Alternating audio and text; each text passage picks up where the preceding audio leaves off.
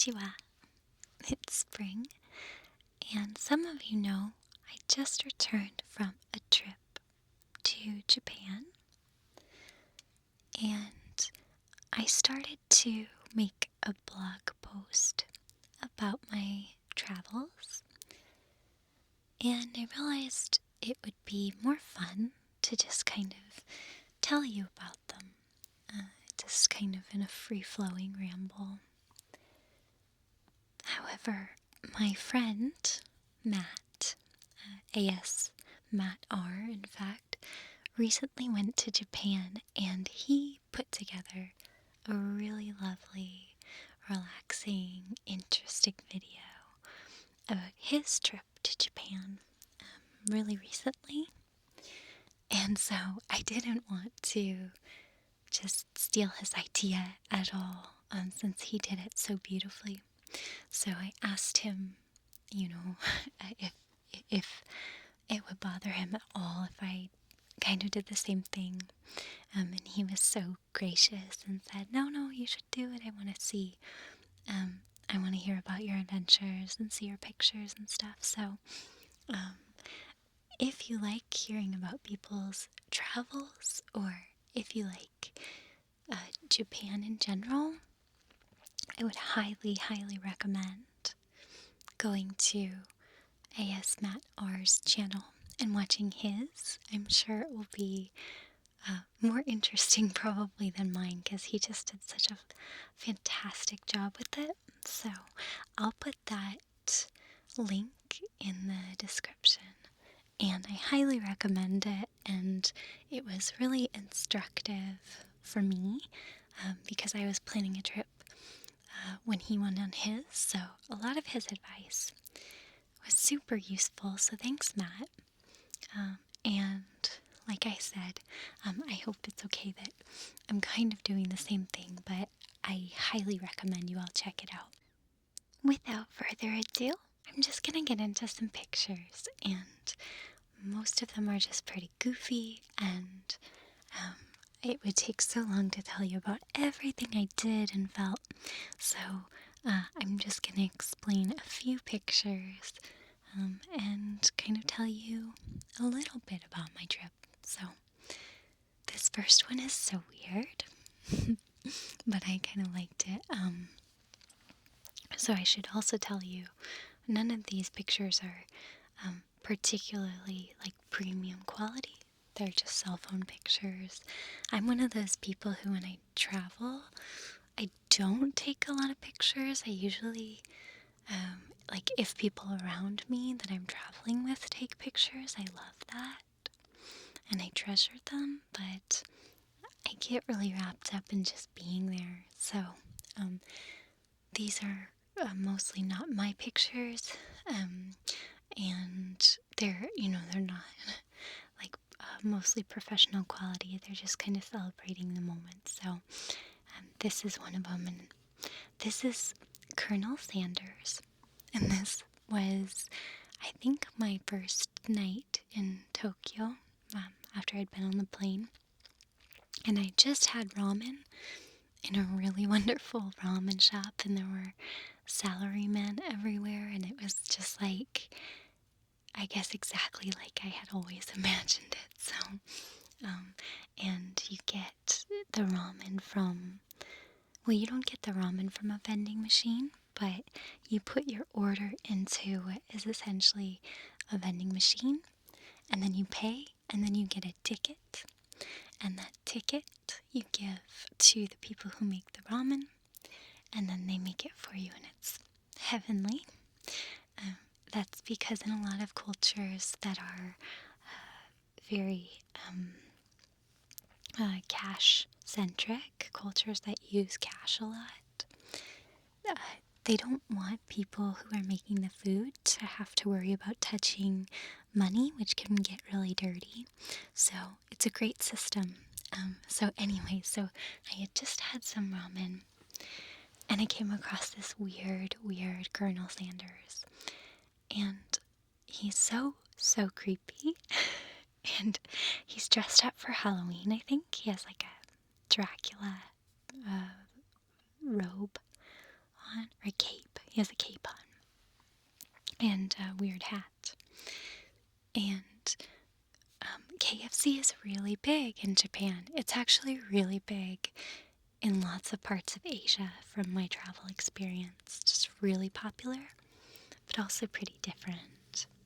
You can get like holiday meals at Kentucky Fried Chicken in Japan. You order them ahead of time and they're really fancy, and anyway, people love it. But this is just kind of the weird eccentricity of walking around Tokyo, is you see all kinds of strange things, and it was just kind of like he was there to greet me, to say, "Welcome to Tokyo, Spring. Would you like some KFC?" And I thought, no, I would not like some KFC, but thank you. You look fetching in that cape. So the next day, I did a couple things. This is an owl cafe in Akihabara, and I should say that it's not really a cafe. They don't have food and drink, but that's just sort of the colloquial name because of the tradition of cat cafes. So, if you've ever been to a cat cafe, which I have in America, we have them in my city. I've been to one in Portland. They can be really fun. You go and you get your drink, and then you go and get to sit with a bunch of kitty cats.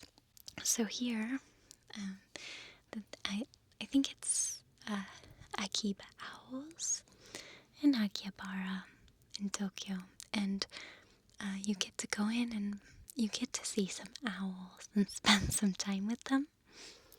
I try to be really cognizant of how the animals are treated. So I did research, and this seemed like a really upstanding facility. They treat the owls really well, and they're domestic owls to begin with. So I understand. I don't know that I love the idea of that to begin with, but in any case, I thought this would be kind of a once in a lifetime thing, and I was so impressed by the staff and their respect for the owls. And the owls get lots of breaks, and the owls are allowed to ignore you, and it's really kind of up to you to like be very gracious to the owls and treat them well, which is just sort of the way Japanese culture is. It's so focused on respect, civility, the idea that everyone deserves dignity and a calm space that's their own. So anyway, the owl on my arm in this picture is named Squirrel, and I got to pick two different owls to spend time with, and Squirrel was this tiny little owl, and he seemed so spirited and sweet, so I thought I want to spend some time with Squirrel. Plus, he looked really receptive. He looked like he wanted to come hang with me, so then I realized, you can kind of see in this first shot, as he's giving some really great attitude. He's got his head kind of cocked, like, "What you doing over there?" I don't know. He had great attitude. You can see on my sweater that there's a squirrel, and I hadn't even realized it. But yeah, I was wearing a squirrel on my shirt, and then I had a squirrel on my arm. And you can see in this next picture, Squirrel was giving some really great side eye. I don't know if you know what side eye is. I'm sure you do. Like, you give side eye when you kind of look at someone. You're like, "What are you doing over there? What's going on?" So, again, that attitude, the sassiness was just so great. So here I was trying to emulate that a little bit. I was trying to give side eye.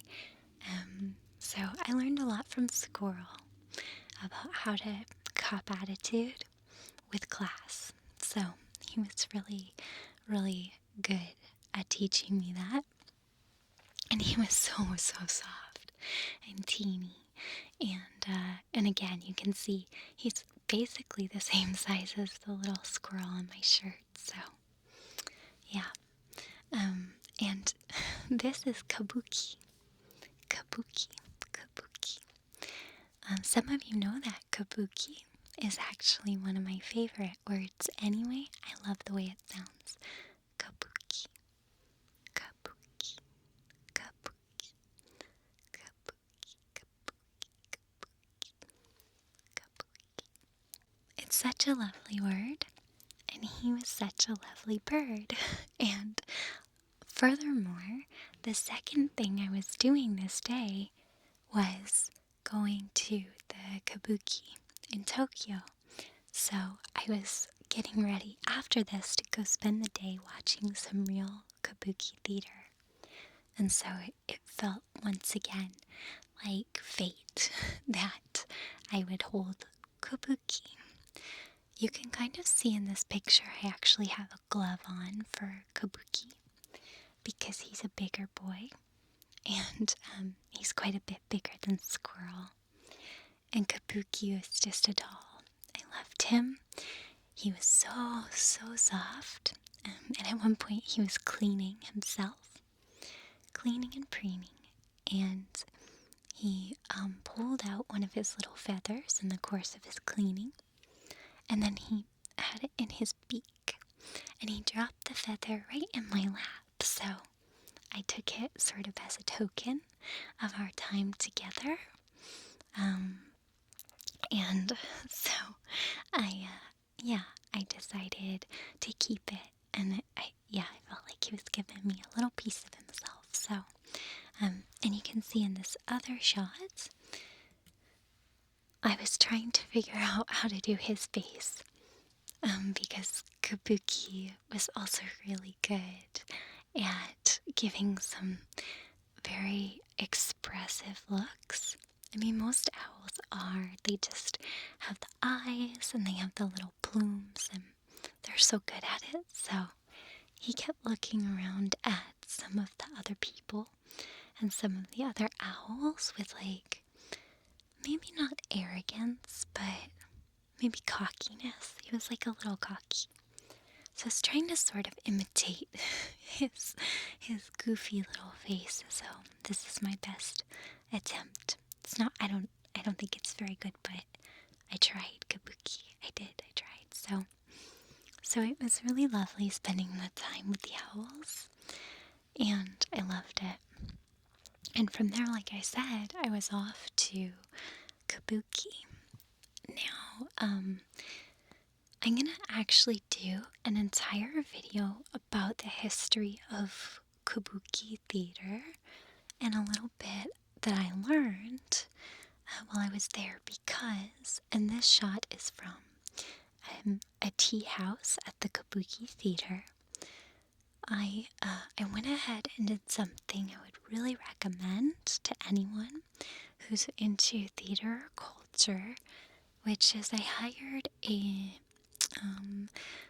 interpreter's not the right word, basically a lecturer, an expert in Kabuki theater, to sit down and talk with me in a tea house outside the Kabuki ahead of the show, because I wanted to really understand the traditions of Kabuki theater and really make sure I was as immersed and as respectful as possible going into it. So there are other Kabuki shows that you can see in Tokyo and in Kyoto and throughout Japan, but the one I was going to was a 4-hour-long show that consisted of a lot of different facets. And one of those facets was a very important inauguration of a family, a very important family in Kabuki, and their, I don't even really know how to explain it, their transition into new roles of seniority and I guess uh, I don't know, in Kabuki theater, there is a tradition where there are very famous names, and they're almost like titles. And so this family was sort of passing the torch, where the sons of one of these great national treasures, they were rising to the next level. So there was this really beautiful ceremony. And so it was a very important day at the Kabuki. So I wanted to know as much as possible. Anyhow, this wonderful expert sat down, and I got to enjoy the most amazing sweets in this really serene tea house on the roof of the Kabuki. And she told me so much about the history of the theater and the different kinds of theater and where Kabuki draws influence and what influence it has had on other kinds of theater and all of that kind of thing. So it was so fascinating, and I'll be sharing some of that with you soon, and I hope you'll enjoy that. But the tea and the sweets were definitely a highlight too. So I really enjoyed that. I grew up doing theater, and I always thought that Kabuki theater was so interesting, and so it was a great pleasure. It was something I really looked forward to, and it was worth it. After tea time and lots of information and a little tour around the facilities, it was time to watch the Kabuki. Anyway, the Kabuki can't take any pictures inside, but it was so wonderful, and I'll tell you more about it in an upcoming video that I hope you'll like a lot. The next day, I went here, and this is Tokyo Disney Sea. Disney Sea is the second Disney park in Tokyo, or just outside, and I really love going to Disney, and you can make fun of me and chide me for that, that's fine, but I've always loved it. So I took one day out of my trip to see this park, which is Disney Sea. Disney Sea is sort of unlike any other Disney park. It's really not very Disney themed the way most Disney parks are. I mean, there's obvious Disney theming, but it's really based around the idea of the waterways of the world and exploration and adventure and culture. And it is stunning. It is the most, hands down, the most beautiful park I have ever seen in terms of theme parks. If you have a chance to go, I would highly recommend it, even if it's just for the sake of looking and marveling at this gorgeous, cavernous park where everything is huge and stunning. It's hard to see in my pictures because it was raining so much in the morning. So it looks gloomy. I really love the rain, so it wasn't too bad for me, but it looks gloomy. This is right when you come in. And unlike most Disney properties where a lot of the buildings are scaled down or they use perspective tricks and things like that, different kinds of scaling to make it look bigger than it is, you enter through an actual hotel, and so the hotel is so big, it looks big for a Disney park construction, because it actually functions as a full hotel, and it's designed to look very Mediterranean.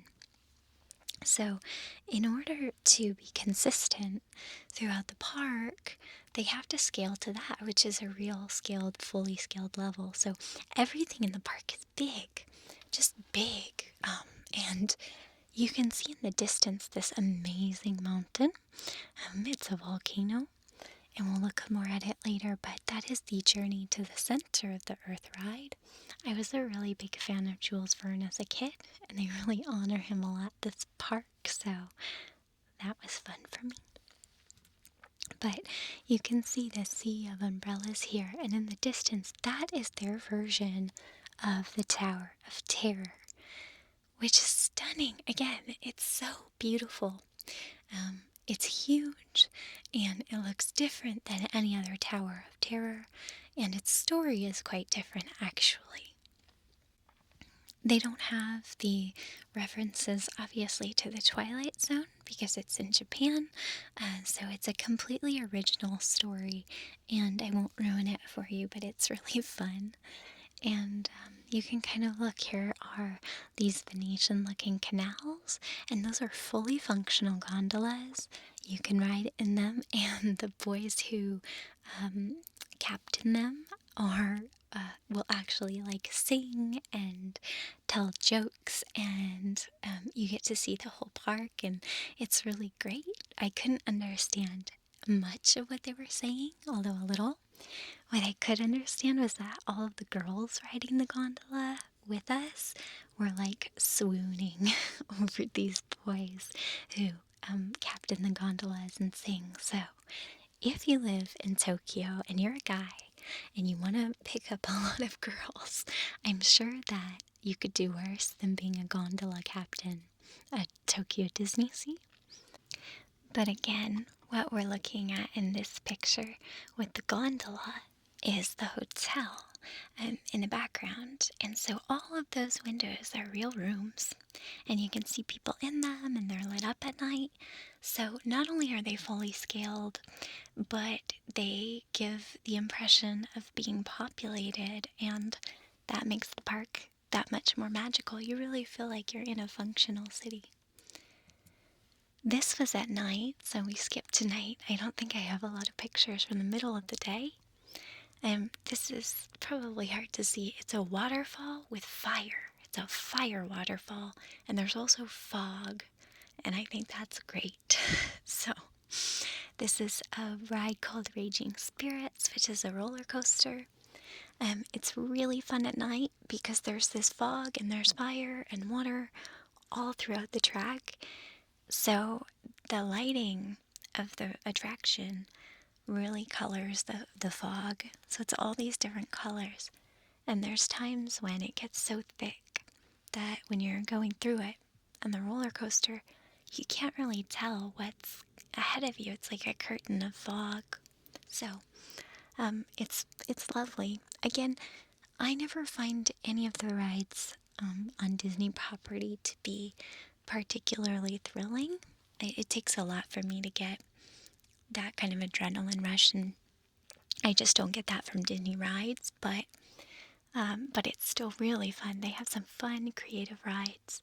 They also have some rides that are Disney classics and in the park, like Indiana Jones, but they have a lot of original rides, and they're all so creatively done. So I won't talk too much more about it because I don't want to spoil it for anyone who might want to go, but this is also Tokyo Disney Sea at night. Again, it just kind of looks like nighttime in the Mediterranean. So pretty. I don't know, I was blown away by it. It was really romantic and felt like a fairy tale. So this is that mountain again.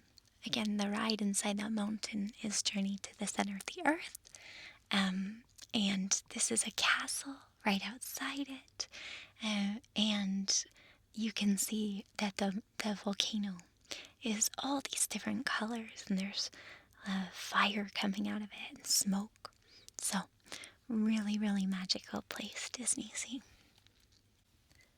So, of course, one of the main reasons people travel to Japan is for the world-class food. And I personally love Japanese cuisine, but I have to say that their baking and their confections are out of this world, and they're so cute. This is a donut I got at the station on the way to ride the Shinkansen, or the bullet train.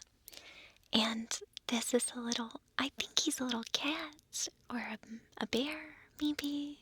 I don't know, he's adorable. And he lives in this donut.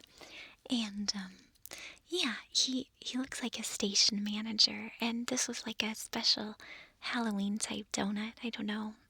But anyway, there was so much cute food everywhere. And I had a really hard time eating some of it because it's just like, how can I eat this? I guess that's where the expression, have your cake and eat it too, comes from. You can't do that, so I did end up eating a lot of really cute food.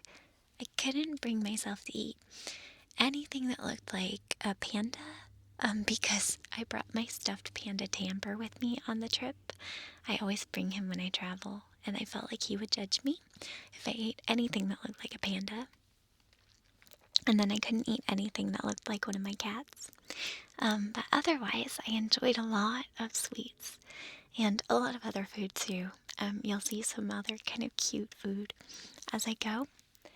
Really, I should have gotten some great pictures of the Shinkansen because riding the bullet train was, oh, you guys, I wish I don't know. A lot of you've probably ridden it, so, but I was just so, I was gonna say transported, which is like, yeah, obviously spring you were, because it's the bullet train, that's what you do. I rode the bullet train a lot. This first time was leaving Tokyo to go to Kyoto, and I was I was curious what it would be like riding a train that basically goes as fast as an F1 car. It was so relaxing. It was one of the most relaxing experiences of my life, and I think I had tingles like the whole way. Um, I I had a green car pass, so the green car on the Shinkansen is like, I don't know if it's like first class or business class, or I don't really know. It's like the nicer cabins, but even the normal cabins are lovely, so it doesn't really matter. But it's so quiet. It's so quiet. There's this really reassuring white noise throughout the whole trip, but it's steady. It's just steady and soft and comforting. People on the train make a concerted effort to be quiet. Oh my gosh, I love this because public transportation in the US, people are quite loud a lot of the time. This may vary from city to city, but it's my experience in most cities. People will be on their cell phones. People will be like very loud, engaged in conversation. People will talk to one another, like possibly like hassle you or try to like ask you out or whatever it can be. I mean, it can be nice to talk to new people, and there's nothing wrong with being vibrant and alive, and that's fine. But I really love the Japanese culture of being quiet in a shared space because I love quiet and calm, as I'm sure most of you do. And so it was just so, I don't know, it was so lovely. I fell asleep pretty quickly, even though I tried not to, because you're just kind of like gently moving, but not. And there's this like calming white noise, and the world flies by. And I can never sleep on trains. I can never sleep on buses, but man, I can sleep on the bullet train like a bear in winter. So great. I loved it. Such a great experience. And then I woke up and read my book for hours, and then I was in Kyoto, and oh, so great. So, in Kyoto, I stayed in a more traditional ryokan, which is like more like a traditional inn. And the ryokan had my room. It was a tatami room, and so tatami is like the bamboo mats, the very traditional Japanese type room where you sleep on like mats or futons on the ground at night. And then during the day, the room is sort of transformed and everything's on the ground. There's no furniture except a low tea table and a vanity on the ground. Again, I didn't really take pictures, but this is the garden from my room. So the sliding doors of my room open to this little garden. And it was so sweet and beautiful. And I loved the woman who ran the inn. She was darling and so so sweet, so sweet. I just loved her. So walking around Kyoto the first night, I came across this playground. So, and there's lots of cute playgrounds and places for adults to work out and things like that all over Japan. So, I found this panda. So, of course, I had to say hi to him. And I found this little ram. So these are just silly walking around Kyoto at night pictures. But again, I can't say enough about how much I loved the experience of being there. It was just wonderful. And there's, everybody kind of knows Kyoto for the shrines, like this one, the Golden Pavilion. I have to say, out of all the kind of cliche tourist things that you could do, this is one of the ones I most have looked forward to in my life. A word about cliche tourist things, too. I've traveled with a lot of people over the years who don't want to get caught doing tourist things. I get that. Tourist things can be crowded, and a lot of the times you find the best stuff out of the way by getting to know locals or doing a lot of research. But some of the tourist things are tourist things because they're legitimately amazing and life-changing to behold. So I wanted to see the Golden Pavilion. I remember seeing pictures of it when I was younger and thinking, I can't believe something that peaceful exists. And a couple things about that. One, it was very busy, even early in the morning. Two, it didn't matter. It was still stunning to me. And this picture here, there's actually people everywhere around. It's kind of amazing that it doesn't look like it. But it also shows and represents how I felt looking at it, which was that there wasn't anyone around, even though there were people everywhere. And I think that's what the intersection of nature and design can do. And yeah, it was really special to me.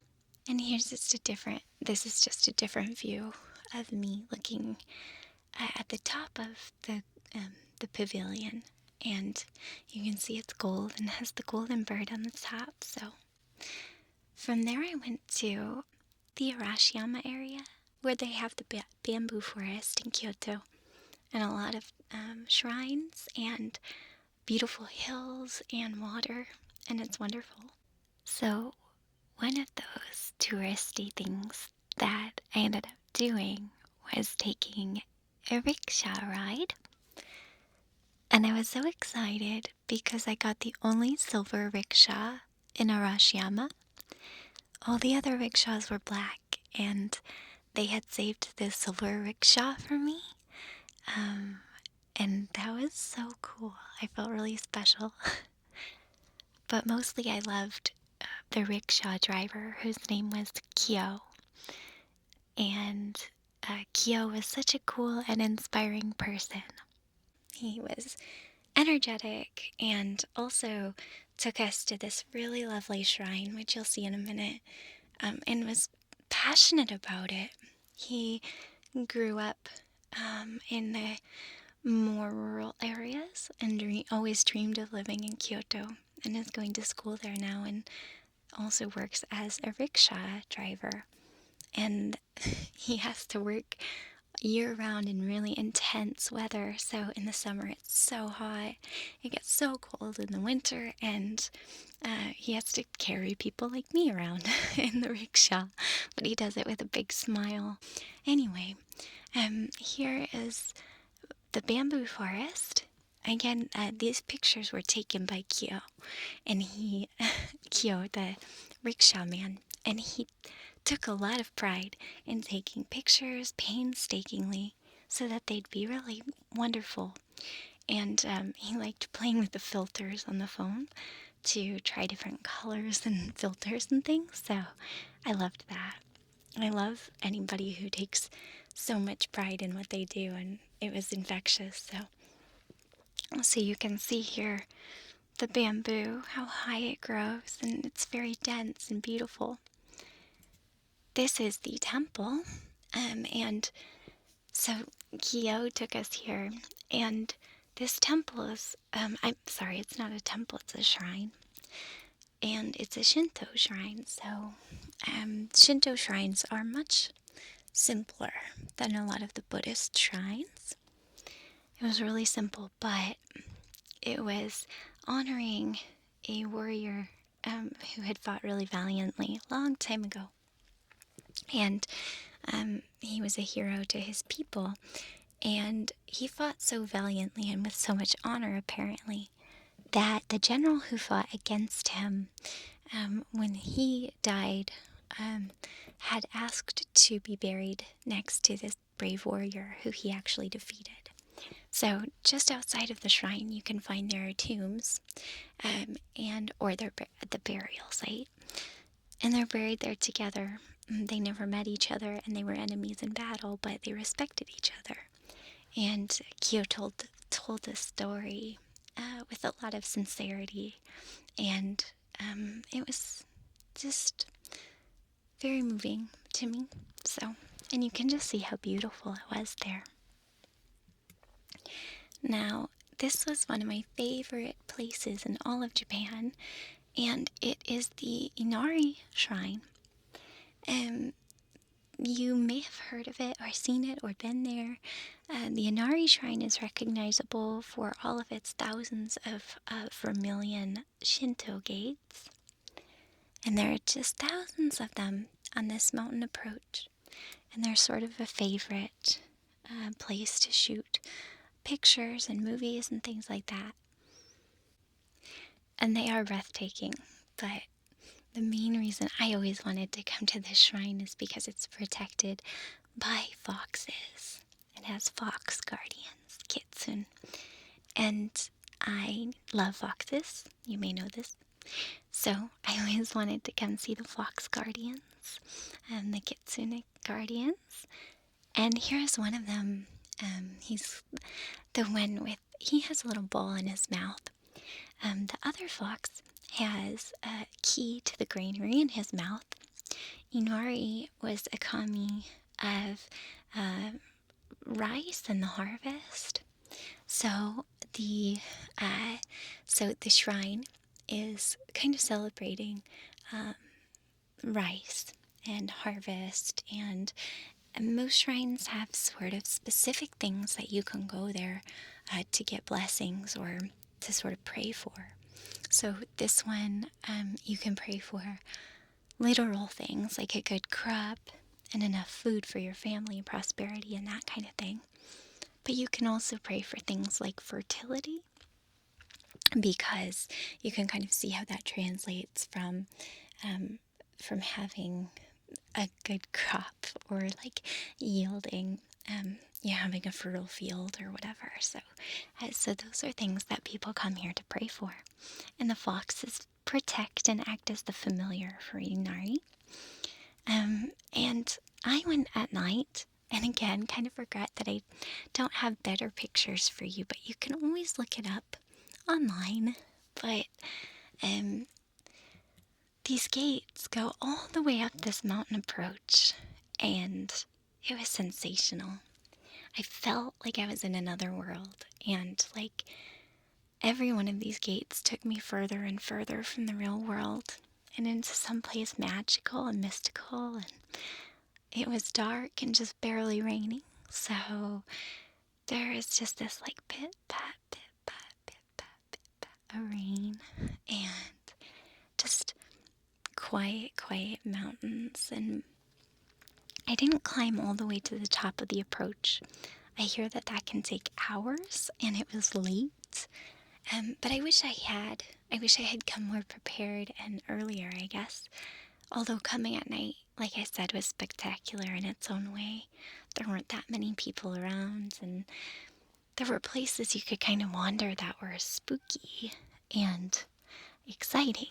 I think you just maybe heard my cat, which is sort of fitting because I ran into some mountain cats that were really cute while I was wandering through the shrine, or these gates on the shrine approach. So it was a really special place, and I would recommend anybody going there.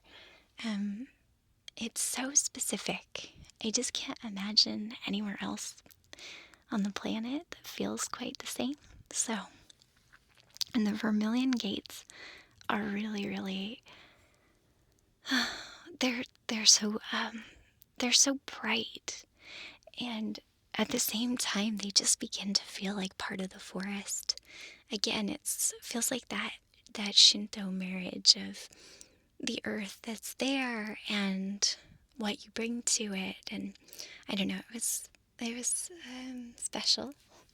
And I loved seeing the foxes all throughout. So as you go, there's big foxes and little foxes that are the guardians of the temple. Foxes are messengers. They're also capable of good and evil.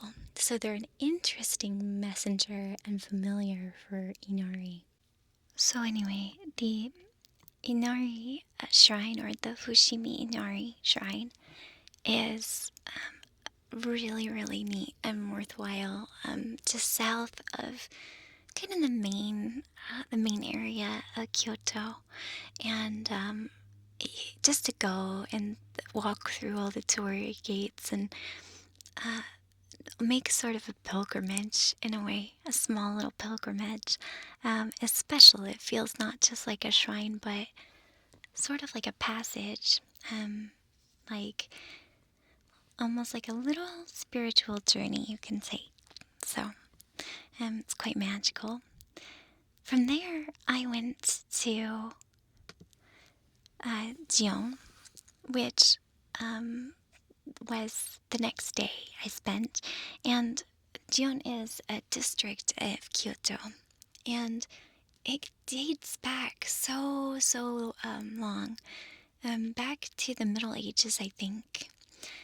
And it became one of the centers of not only commerce and meeting places for all kinds of travelers and locals, but a center for tea houses, and with that, a center for what a lot of people would call geisha. In Gion, there's still a very vibrant geisha culture, although a lot of it is down to tourism. There's actually still a lot of it that goes on that is very highly revered, really the most revered geisha in the world. And if you want to be correct, in Gion, you would call them gaiko. Gaiko is the word for a mature, experienced geisha in this region. And that means more a very accomplished lady than anything. So a woman who's proficient in the arts and in performance, in conversation, who is up to date on current events and philosophy, spirituality, all of that kind of thing. But apart from that, it's also so beautiful to walk around this area. Of course, there's beautiful shrines everywhere, and tea houses everywhere, which are called machiya. And those are sort of like tea houses where they also, I think, offer lodging and stuff like that, or uchaya. I think. So, but you can see in this picture just how beautiful the neighborhood is. You can see the shrine pagoda in front of me and the beautiful wooden tea houses all around. And it's just such a wonderful place to get lost and to try some different kinds of teas and sweets and just take in everything and to just feel transported to a time maybe centuries earlier. It's one of those places that just makes you feel out of space and time in the best possible way. So it's a great place to get out of context and really appreciate just every detail of the smells and the sounds and the textures of the wood and the steps, the footsteps and footfalls of people walking on the concrete and on the tiles and stairs, and it's beautiful. So the next day I went to Nara by train, which is south of Kyoto. Nara is a place where the deer like to play, and there are so many deer here. It's hard to express. There are just so many deer, and they're running around everywhere. They're sort of assertive about trying to get food from tourists and locals alike because you can buy deer cookies from vendors all around the park here at Nara. The deer cookies are not like traditional cookies. They don't smell super delicious, but the deer love them. I also tried to bring some produce to the deer. Before I went to the park, I went to a vegetarian restaurant in Nara that's really highly rated, and the sweet woman who ran it gave us a bunch of produce, basically like the leftover produce from our meal, and said to bring it to the deer. And I did bring it to the deer, and they liked it okay, but they really just wanted these cookies. So I bought so many cookies to feed to them. I think I bought hundreds and hundreds of these cookies because, like, I spent like the whole day feeding deer and seeing a lot of the beautiful sights. There's some amazing structures and shrines here, but the deer are just so beautiful. And I have some funny videos of feeding them that I will probably put up on my blog soon if you want to see what that's like. But they're just everywhere and they're beautiful. They can be, they can be quite assertive. I think Matt was saying they can be downright scary. So you do have to be, you have to have your wits about you. You can kind of see in some of these pictures that I'm wearing like a big puffy sweatshirt, or sweater, not sweatshirt, but a big puffy oversized sweater. And they liked to pull at it to get my attention. So they will bow to you, and they're very respectful. So they will bow to you to get you to feed them. And you can bow back to them. And I think that they just sort of somehow they started doing this over the years. And even the babies know to do it. Even the tiny little baby deer will do it. So by now it's just a learned behavior. It's like tribal knowledge amongst the deer, and they'll just do it. So it was a special experience. These deer, like I said, are completely free to roam and go wherever they want, but they're concentrated here enjoying their cookies. So that's very neat. The park is really vast, and it has all kinds of shrines. One of my favorite things is the ritual of cleansing before you enter a shrine. And you can see here one of those cleansing stations. A lot of times the water will come out of just spouts, but sometimes it's more ornate and carved. And I love looking at them. So, and of course the deer are very loved. They're seen actually as guardians of one of the shrines here and of the area. So it's actually very common to see deer on lamps. and lanterns. And so here are some of those carvings. This is a temple in Nara, or I'm sorry, a shrine in Nara that has hundreds and hundreds of lanterns, and it's so cool. It was there was a dedication going on that day, and so you paid a little bit of extra money to get in and see a newly renovated part of the shrine, and that was a really cool opportunity. I got to add some gravel to the Zen garden, which I think is a special thing to be able to do. So you can kind of see just walking through some of these hanging lanterns. There's just hundreds and hundreds of them, and again, you can see the vermilion color that is so important and iconic in the Shinto faith. So I'm back outside, more deer. So I found some deer. Well, here I had found this one deer all by itself, and I was feeding her for a long time, and she was super sweet. And then this other guy came over and wanted some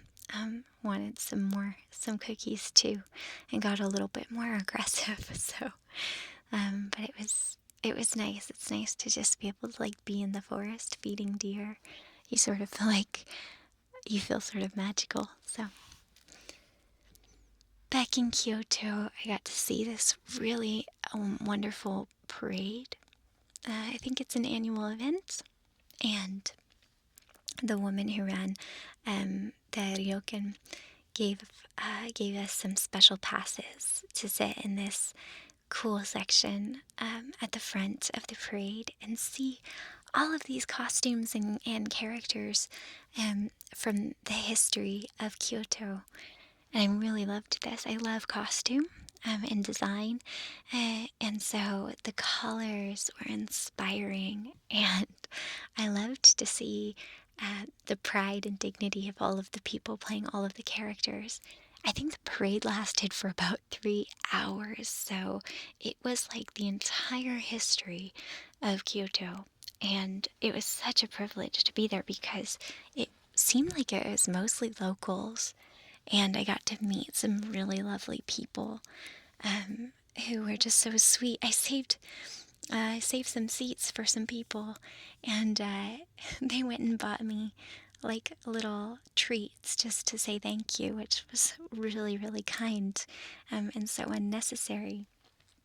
But buying treats for people, like little snacks, is a big part of gratitude in Japanese society, and it was something I enjoyed being able to do for people while I was there. So I kind of wish that was more common here, just the idea of giving people little gifts for just small things that they do to make you feel good. So it was really neat. This was a shrine in the Kyoto area, or no, I'm sorry, it wasn't a shrine. It was a temple. I keep messing up temple and shrine. And at the temple also was built this beautiful, beautiful garden that this woman had built in the memory of her husband. And there's just some beautiful little buildings in it that make you feel like you're in a Miyazaki movie or something. So I enjoyed this garden so much. There was so much magic there. And it had its own little copse of bamboo. And it was very peaceful to wander around. So after that, I went back to Gion, the Geico Geisha district, and went to the classiest Hello Kitty tea house in the world, I think. I don't know. I haven't been to any others, but even though it was Hello Kitty, it was so beautiful. The craftsmanship of the cafe, the Zen garden that they had attached to it, it was just so beautiful and simple. I ordered some drinks, and there's little marshmallow. I guess this character, Daniel, I don't know much about this character, Daniel, but he's floating in that iced tea. And, you know, I was very skeptical of this character Daniel in the Sanrio universe because most of the characters are called like Hello Kitty or Pom Pom Purine or My Melody or something like that. And then there's Daniel. So that's so strange to me. But anyway, I guess Daniel in marshmallow form was very delicious. So I am now very pro Daniel. Great addition, I'm sure. So anyway, for my last day in Kyoto, I wanted to take place in a traditional tea ceremony. So I arranged to have a professional teacher show me not only how to participate in the tea ceremony, but also explain the significance and the history of the tea ceremony. And they dressed me in traditional kimono, and I felt kind of bad because I was so slobby. When I travel, I usually just put my hair up during the day, and I don't do a lot of like heavy makeup and stuff typically, so I felt kind of like a slob.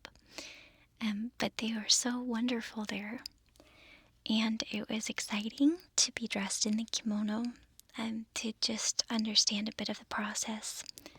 And my teacher, Saiko, was really, really wonderful. She was about my grandmother's age, and she was so full of life, and I couldn't believe how insightful she was and how much energy she had. So I really enjoyed it. Saiko taught me a lot about the nature of harmony and how important harmony and balance are in the tea ceremony. So that's why the tea can be quite bitter. And then you have the really, really delicious sweets to go with it. And there's a lot of harmony between nature and design, and there's a lot of respect involved, and most of the tea ceremony is showing respect for the people around you. So I really enjoyed that. There is a really small door to get into the tea room.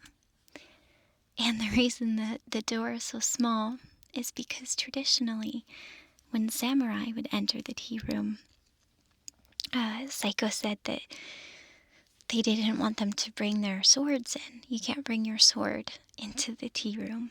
No sword in the tea room.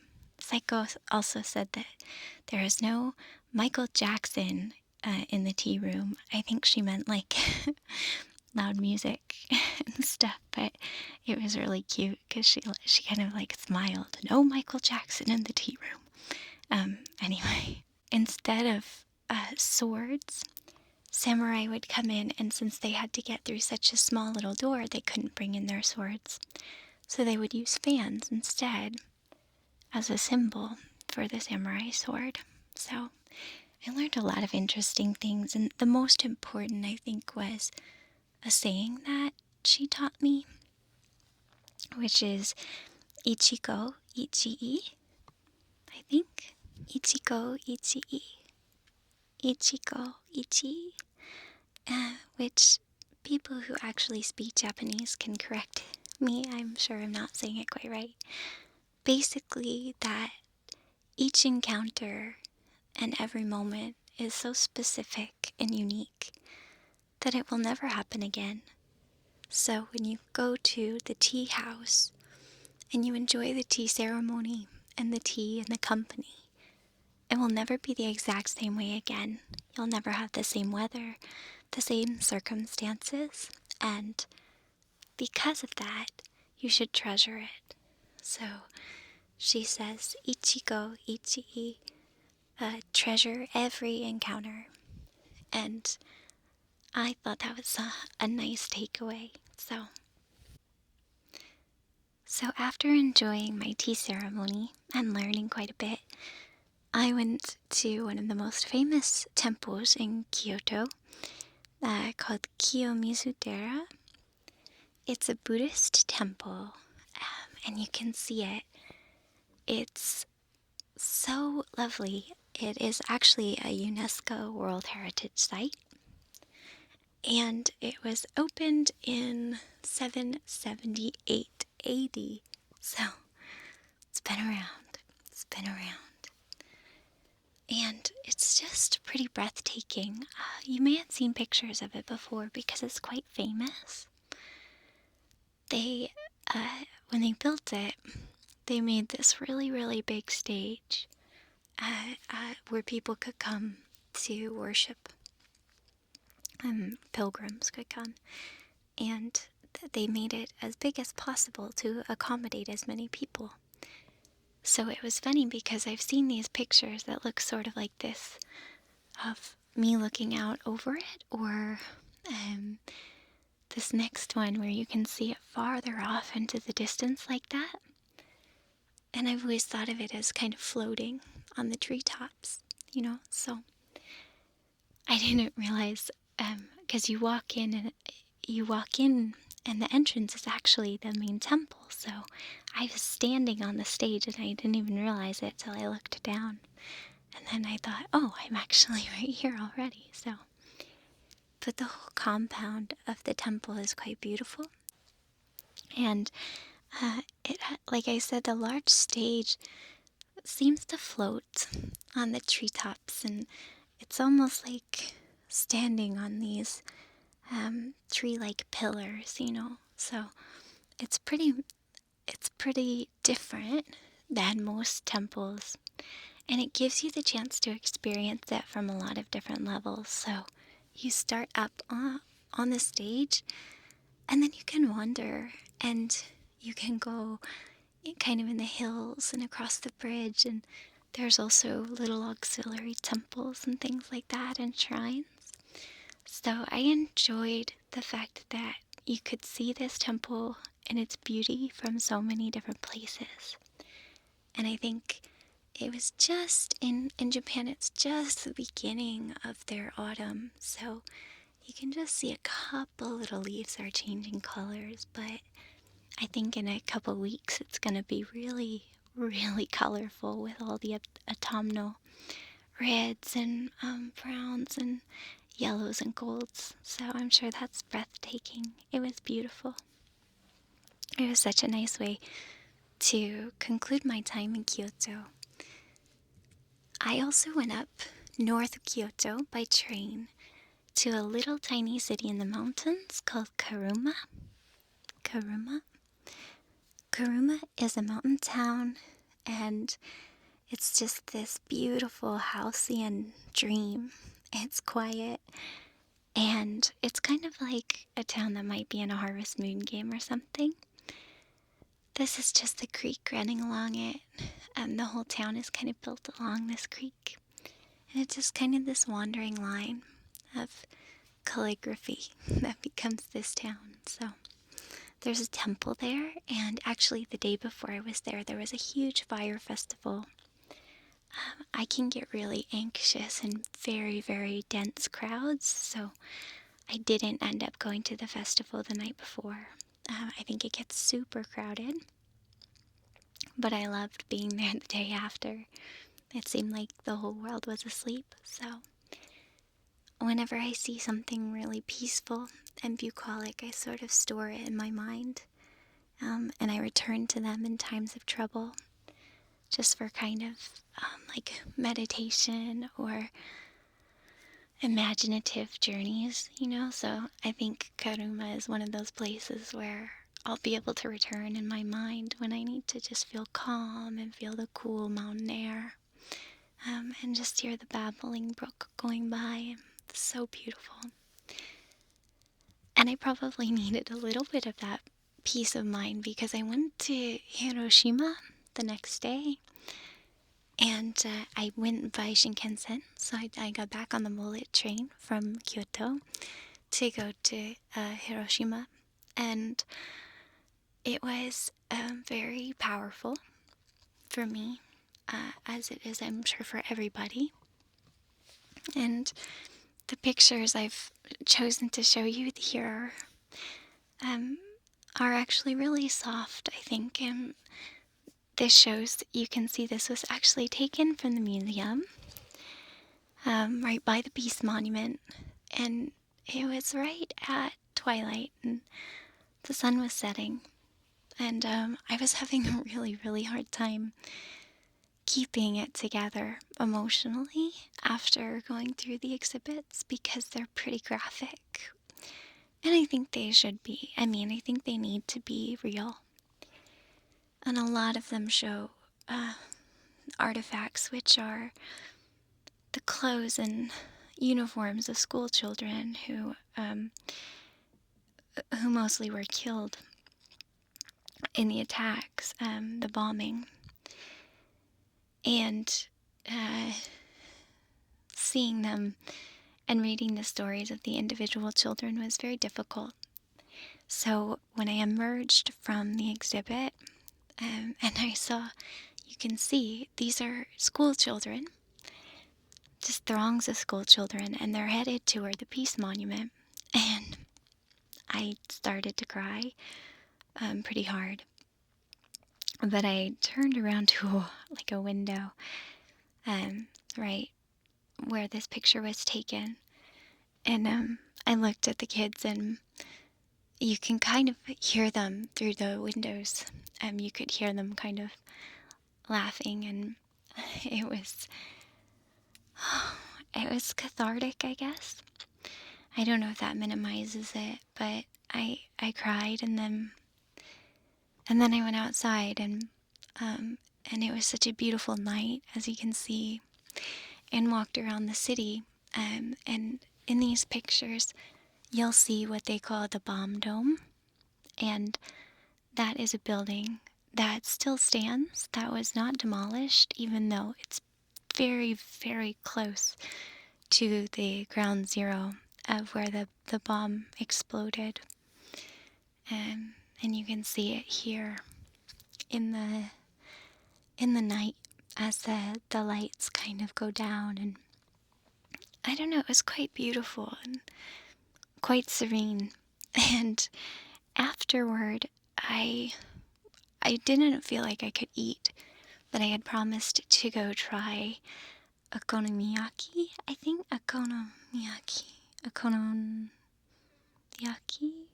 Anyway, okonomiyaki, I think, is a kind of a food, and there's a type of it that's really popular in Hiroshima. So I had promised to go, and when I walked in to the restaurant, everyone was laughing and cheerful, and all of the somber, perturbing images sort of, I guess, just lifted away from me. And the people who were making the food were very spirited and kind of laughing and singing songs as they were making them. And there were a lot of salarymen that were sort of drunk nearby, and they were just smiling and pink-cheeked, and it just felt like vibrant life going on, and it made things a lot better. And the okonomiyaki was so good. It's basically you can pick your noodles, but I think traditionally soba noodles. I love soba noodles, so that's what I picked. And they make this giant pancake and layer on all this food, like lettuce and egg, and it's just, I don't know, it's wonderful. So I enjoyed that, and I ate until I was stuffed, and it was a good sort of transition between thinking of the past and then realizing the truth of the present of the city, which is quite beautiful and inspiring. So I enjoyed my time there. I will be honest, I had nightmares for many nights, actually. Probably only stopped having them a couple weeks after, so very recently stopped having nightmares about some of the things in the exhibit, but that's okay. Our dreams and our nightmares are the places where we work these things out. So it was probably helpful that my next destination was Rabbit Island, or Bunny Island. Um, Rabbit Island, you may have heard of. It's an island off the coast of, well, I guess it's just a bit south. I think maybe southeast of Hiroshima, and it is, like the name says, completely populated with bunny rabbits. I think that rabbits usually have about 40 babies a year, so it's not that surprising that there's bunnies everywhere. When bunnies breed, they mean business. So, Rabbit Island is a phenomenon. Um, it came into being in a way that is sort of strange and a little gruesome, but they used to test poisonous gas weapons, basically, on this island during wartime. And after the war shut down, the island was sort of abandoned. There wasn't a lot on it, and there weren't any natural predators really left.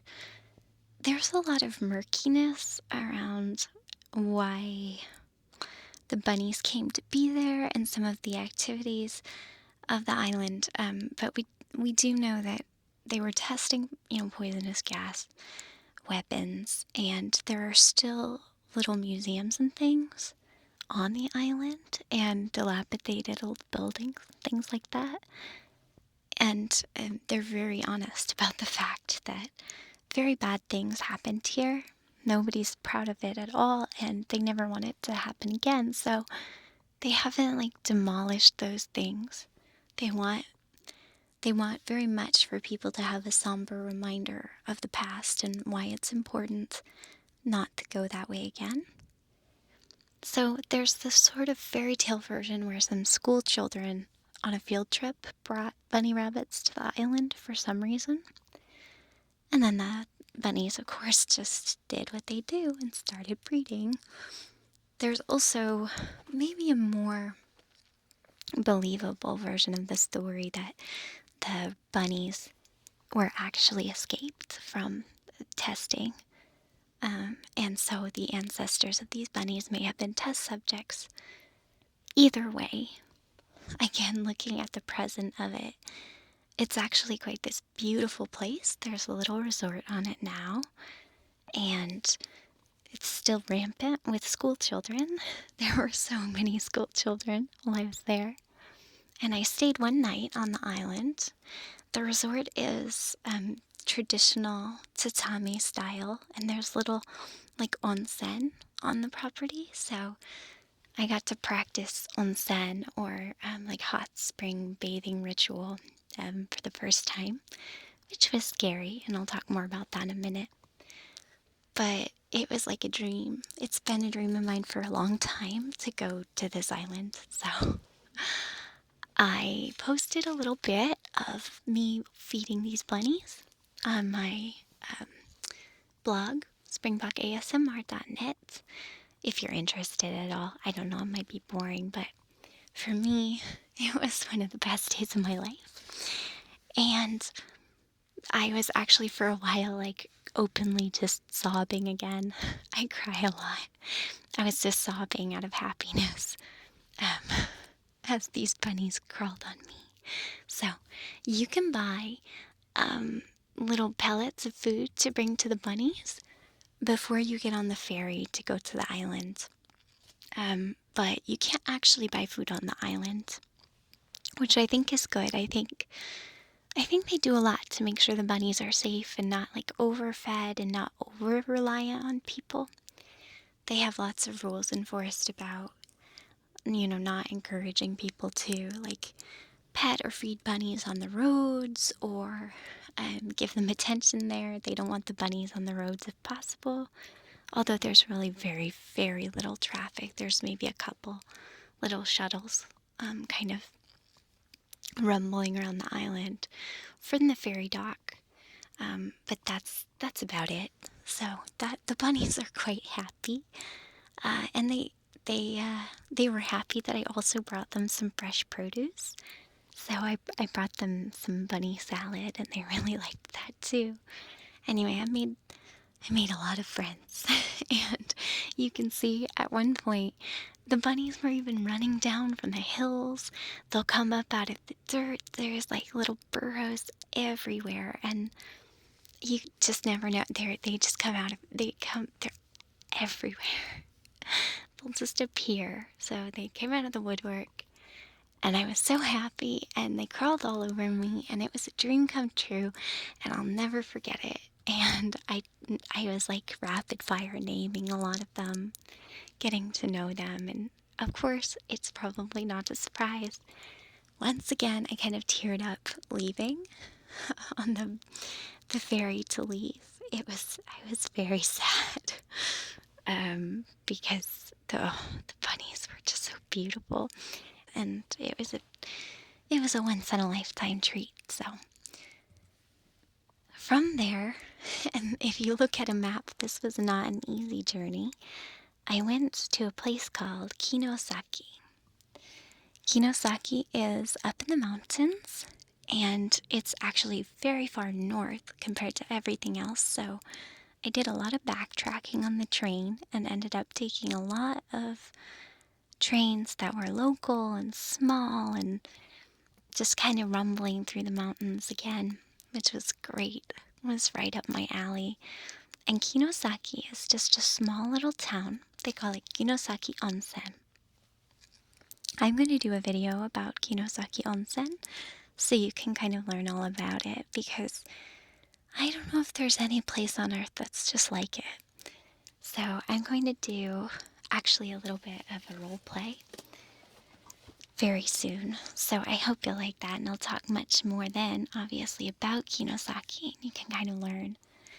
I regret that I don't have a lot of great pictures of the town because it's so storybook, picturesque, gorgeous, and at nighttime it lights up like a birthday cake because there's just these lanterns everywhere, and there's bridges everywhere in the town. This is actually me standing on one of them.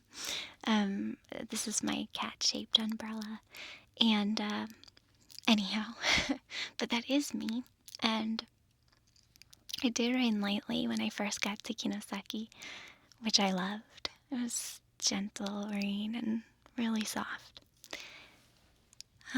But if you're interested, I would look up Kinosaki or Kinosaki Onsen online just to get a sense of what it looks like. It's a fairy tale village, and the entire place is filled with onsen, or hot springs.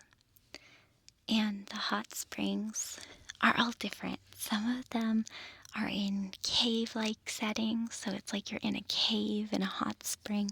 Some of them are under waterfalls. Some of them look like Zen gardens or Roman baths. And I had never really done this before, so I was extremely nervous for like months ahead of time about having to I don't really know how to say it. You have to take your clothes off. You can't wear like swimsuits or anything like that in the onsen. You have to be all natural, I guess. And personally, it was very scary, but I was really touched by everyone being comfortable with it.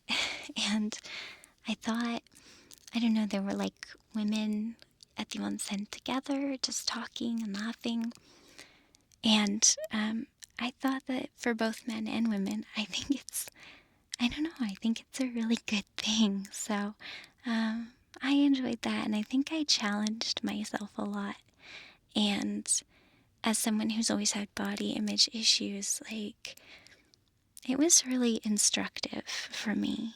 And I think I came a long way, so I was really, really happy. Beyond that, I was just happy with how beautiful the place was, and the whole idea of the town. You walk around and yukata, like a light kimono all day, and wooden sandals, and you just go from onsen to onsen, which is like really hot mineral water, and the water is amazing, and I love super, super hot water, and I wasn't disappointed. Most of it was really quite hot, which was perfect for me. So anyway, it's just a beautiful thing. I look forward to sort of exploring it more in an upcoming video. So after the kind of relaxation of Kinosaki, it was time to head back to Tokyo for a couple more days, and that was so great. Tokyo is so vast, and every neighborhood is like its own country, so you could take a lifetime to explore it. And again, I just did so much, I don't want to bore you with all the details. One thing I loved was the Peter Rabbit Cafe. The Peter Rabbit Cafe was important to me because, as I've said before, my grandmother taught me to read with the Beatrix Potter books. So I grew up with these books learning to read. What I didn't know about Peter Rabbit and Beatrix Potter was that in the 70s, they published all the books in Japan. And so people in Japan love these books too, and the characters. So I wanted to go there and just kind of enjoy, so that when I came home, I could tell my grandmother about it. So that was special to me. And I was really surprised. All of the character or like themed restaurants I went to, the quality of the food was great. I feel like typically in the US, if you go to a restaurant that has a gimmick or some kind of novelty factor, usually the food really suffers. But the places I went still had really yummy food, and it was all very fresh, and the service was great, so that was fun. And I saw Hachiko. Hachiko was important for me to visit. Hachiko, of course, is the storied dog that waited for his owner every day at the train station in Shibuya. And when the owner passed away and didn't come home, Hachiko remained waiting. So he's the sort of the ideal of loyalty and kindness and patience. So I was really excited to see Hachiko. But I know in Shibuya, most of the people use Hachiko as a meeting place. And so it was very, very busy, of course. And people were just kind of waiting and meeting up with one another right around the statue. So it was cool. I've talked in the past about a game called The World Ends With You. It was a game years ago by Square Enix for the DS, I think. The DS Lite. I know. Yeah, it was handheld. I can't even remember now. It had to have been the DS, and I really loved it. It takes place right here in Shibuya, so it was fun to go to all the locations in the game. But I walked across the Scramble, or the Shibuya crossing, the busiest crossing in the world. And I really liked Shibuya and Harajuku. And when I was there, of course, one more character cafe, the Pom Pom Purine cafe. So that was fun. That's a Sanrio character. And it was great. I love the character dining cafes because they're not aimed for children. Like, they're really, really made for adults, and people go there on like dates, and it's not like children running around, and the food and the menus are like mostly for adults, and they have like cocktails and things like that. So one thing I love and adore and appreciate about Japan is it understands that adults still have a need and a right to want to act like children, or to enjoy things that are fun and cute and frivolous. I always tell people that frivolity is really functional. So I strongly believe we all need a bit of frivolity. And I love Japan, and especially Tokyo, for people's openness and willingness to just enjoy and indulge in that and have fun and kind of be a kid for an hour or two now and then. Another place you can do this is at the Miyazaki Museum for Studio Ghibli. I grew up loving Studio Ghibli films. I've seen most of them so many times, and I relate to them and love them. So it was so cool. Here's Totoro outside, and he's taking tickets. You can't take pictures inside the museum. And because of that, I actually feel like it's meant to be kind of something you discover while you're there. So I'm not going to talk too much about it, but I loved it. I felt like it really celebrated animation in a way that you don't quite see at like Disney parks. There's not any kind of roller coasters or anything. It's pretty small. But it has so much respect for the spirit of what it's like to watch a Miyazaki film or a Studio Ghibli film. And I just felt like I was right inside one of them. So it's really lovely. It's a tiny bit out of the way. Totally worthwhile. You have to get your tickets in advance. And so I had my tickets long before I ever even went to Japan. You can't buy them there. But it's worth it. It was really special.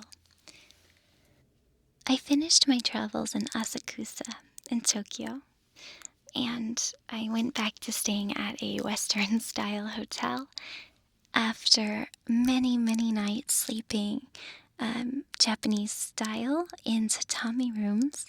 I was sort of glad to return to a Western style bed, only because it's what I'm used to. So, but I really loved sleeping in so many different tatami rooms, and it felt like a great way to immerse myself in the culture. But some of the futons and bedrolls were really, really comfortable, and some of them were really, really hard. But this is pretty common in other parts of the world. Some places, people are used to sleeping on harder mattresses or beds, because it's honestly, I think, better for your back. But I think whatever you're used to and whatever you grow up with is probably what you prefer. So I like really soft, just super, super, super soft bedding. So, but anyhow, yeah, but Asakusa is so beautiful. It has this really cool retro vibe. It's a neighborhood in Tokyo, and the people there were just mind-blowingly friendly. It has Tokyo's oldest temple, which is the Sensoji, and it's a pretty famous temple. It's been featured in a lot of movies and things. The Sensoji was bombed during World War II, so it was rebuilt, and it's a vibrant symbol of rebirth and renewal. There's also a Shinto shrine very close by as well, so as well as a marketplace and just tons of places to get lots of really yummy local street food. So it was a great way to end my time in Tokyo, but I was sad to leave, and I was sad to leave Japan in general. I was there for 16 days, and it wasn't enough because it never is, right? But it was such a pleasure to go, and it's just like any trip, something that changes you and challenges you and stays with you forever. And so I'm just so happy I got to go, and I would encourage anyone else to go. I'd also love to hear about any of your trips. If you've been to Japan, or if you live there, any of your favorite places, any of your secrets, just your secret spots or your favorite foods, or any travel advice you might have for other people. I'd love to hear about it in the comments. And I just am so grateful for you taking this little bit of the journey down memory lane with me. And I'm happy to be home, of course. But ready as always to travel again. So I wish you lots of love and serenity. And if you're headed off to sleep, I hope maybe you'll dream of places you've been or places you want to go. And until next time, I'm just wishing you tons of comfort and thanking you so much for listening and for sharing this with me. I thought about you guys a lot while I was there and some of the things I wanted to show you. So, anyway,